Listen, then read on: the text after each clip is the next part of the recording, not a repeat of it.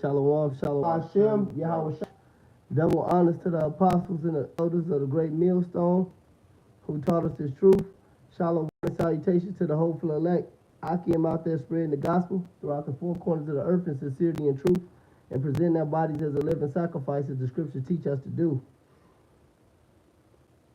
I'm the brother Yar Meyer from the great millstone Chicago camp. This is Brother Batakala. All right. Now, basically, we coming back to you with another lesson, and this lesson is concerning the truth and the fight.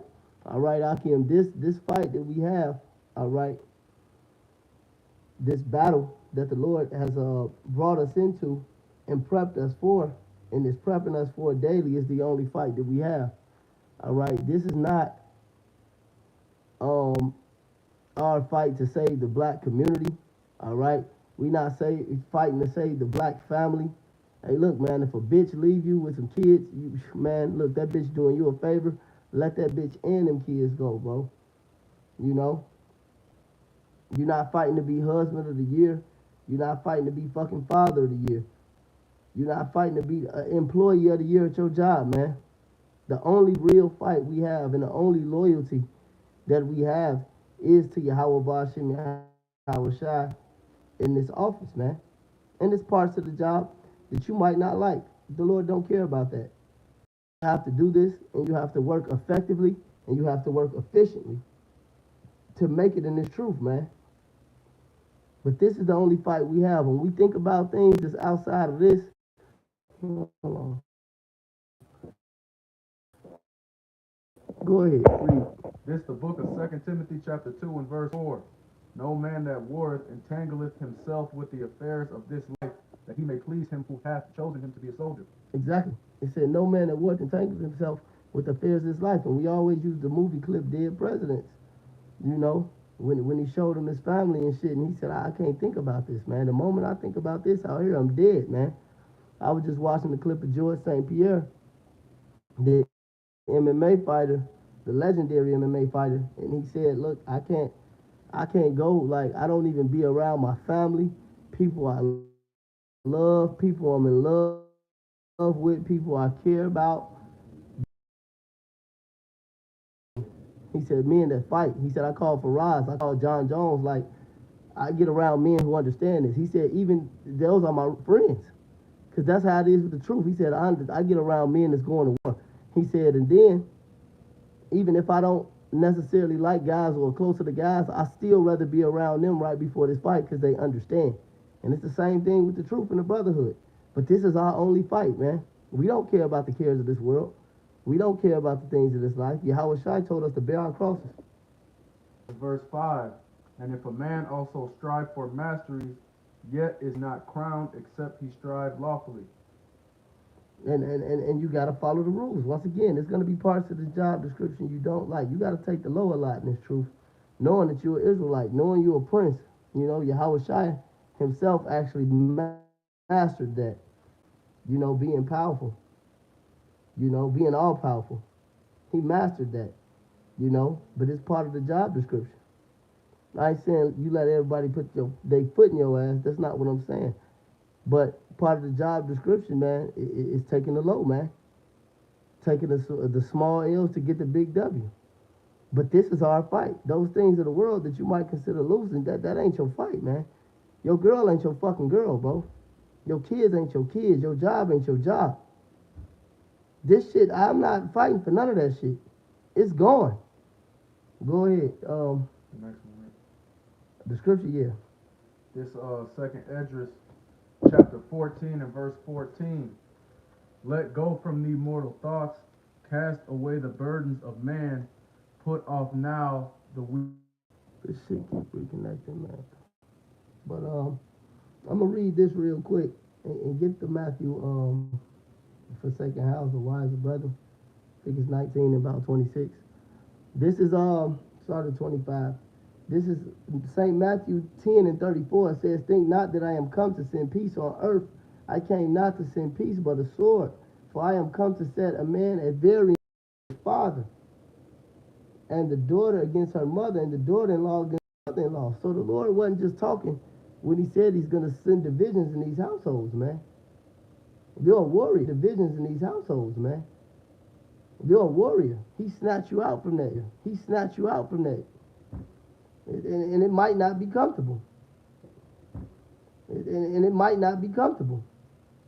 But the Lord is sharpening us to make us the men that he wants us to be to fight in this great army. The greatest army that's ever been assembled.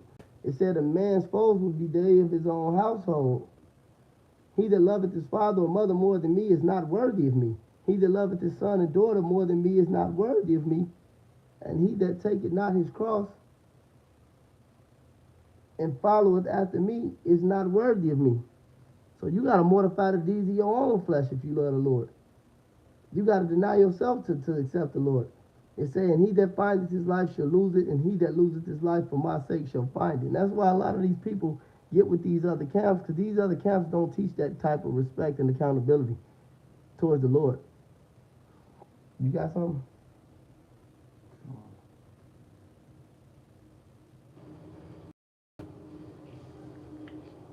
Bring it out. All right, well, look. I'm going to read this 39. It said, he that findeth his life shall lose it, and he that loseth his life for my sake shall find it. Because we was walking around living dead to this truth, no matter what you thought you had going on. You could have been a millionaire. You could have been a street nigga. You could have been a nerd. You could have been a master video game player. Whatever it is, the Lord snatched you from to get this, man. You didn't even have a life till the Lord found this. That's why he said, let the dead bury their own dead. You don't even have a life to you, truth, man. It said, he that receiveth a prophet in the name of a prophet shall receive. Salaki, it said, he that receiveth you receiveth me, and he that receiveth me receive him that sent me. Because the Lord chose you, you know. I don't look, man, the Lord your cousin Ray Ray. The Lord chose you. And be grateful for that, because 2/3 of Israel are getting destroyed, whether you like it or not. Whether you're in love with these people or not. Whether you want to go to the family barbecue and see their ass or not. Your granddaddy is a nigger and the Lord gonna fry him. That's it, that's all. Your daddy too. And your mama. Go ahead. It's the book of Mark, chapter 10 and verse 29. And Yahushua said, verily I say unto you, hath left house, or brethren, or sisters, or father, or mother, or wife, or children, or lands for my sake and the gospel, but he shall receive 100-fold. Now that's minimal. Salaki, that's minimal. That's minimal. If you had one, you're going to receive 100-fold. That's minimal. Go ahead. Houses and brethren and sisters and mothers and children and lands with persecution, and in the world to come eternal life. But many that are first shall be last, and the last first. So the Lord set us up so we can be first, man. In the times that's coming up. You want to say something? I mean, pretty much said it. You know, you just gotta move away from all that stuff and let it go. All this stuff belongs to Esau. Let's keep unconnecting. All right, I'm gonna read this and we can finish it unless you want to read it. It's James 5. James 5 and 11.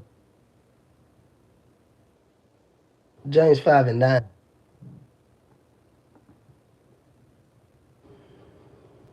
Sorry, 9. Yeah. This is James chapter 5 and verse 9. Grudge not one against another, brethren, lest you be condemned. Behold, the judge standeth before the door. And that's another thing. You can't grudge against a brother. I was going back and forth with a brother today. I just let him have it. In his head, I ain't gonna get it. In his head, he ain't gonna. You know, whatever. You know, it's nothing to, you know, be real angry about. But sometimes you have spats, man. You know, but that shit don't mean nothing because we all really fighting the same fight, and that's why these are the men I still want to be. The warriors, man. These are the men I'm not bringing my fucking cousin with me, man. Cousin ain't never served the Lord. He's a nigger, bro. Was that the Lord got, all right? And that's no disrespect to her, but that's exactly what the fuck happened. I'm bringing the brothers, man. So you can't grudge against the brothers because these are the only men that actually understand you. Some of them you gonna like, some of them you not gonna like. I know Jake don't like my ass. Good, but I'll kill and die for him and fight for him. Risk my life and freedom for him because I'm doing this for the Lord. Go ahead. This verse 10. Take my brethren the prophets who have spoken in the name of Yahweh for an example of suffering, affliction, and of patience. And of patience. You see that, my brethren, the prophets are my brethren. This is my family. Them other niggas, they're just some niggas you're related to. Hey, look at King. Hey, one of the mightiest kings. The Lord selected King Hezekiah, man, as one of his top 3 kings, man. Look that up. It's an apocrypha. You a homework lesson. I ain't gonna tell you who was the top 3 because most Jay get it wrong anyway. But Hezekiah was. And look at his family. Look at his father. His father was a nigga, man. Ahaz was his father. Ahaz was doing some Stannis Baratheon shit. He didn't sacrifice Hezekiah, but he was sacrificing his own children. Ahaz was running amok. But he wasn't a great man. He wasn't look, if the Lord selects you to be the one to elect, to hell with your family. They just gonna be some niggas that do what niggas do. Go ahead. This is verse 11. Behold, we count them happy which endure. Ye have heard of the patience of Job, and have seen the end of Yahweh, that Yahweh is very pitiful and of tender mercy. That's right. So the Lord is going to give us all these things back and some, but he who is friends with the world is the enemy of Yahweh. We don't.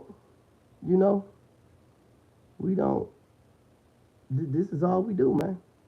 This is all we do. This is all we do. This is our only fight, man. All right?